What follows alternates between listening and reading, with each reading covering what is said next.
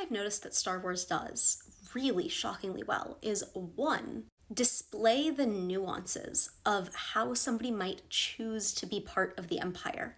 And then two, immediately turn around and let us know that just because they had reasons for joining up with the Empire doesn't qualify that as an excuse. They still joined up with the Empire. The Empire are still the bad guys. And there's nothing particularly nuanced and complicated about being a fascist collaborator, which in the end is what Imperial agents are. And Star Wars shows us this with character after character. I think a lot of people point to Jedra Miro and Orson Krennic as their primary examples.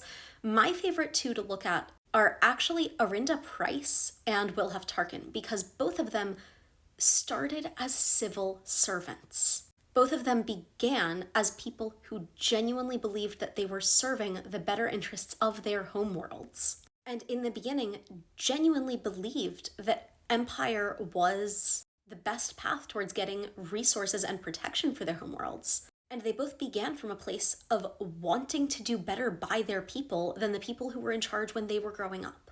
And there's something almost noble about that, except then Star Wars turns right around and shows us that in both of their cases, they have made choices that relied completely on bending the knee to the Empire and absolutely refusing to listen to anything that the people on their homeworlds had to say.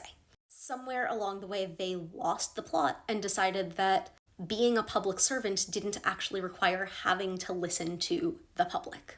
And they each make the choice that attaining more power matters more than protecting the power and independence that the people that they ostensibly represent might have ever wanted to have. And they choose the path of apathy and corruption and being bought and paving the way for imperial takeover over actually serving their people.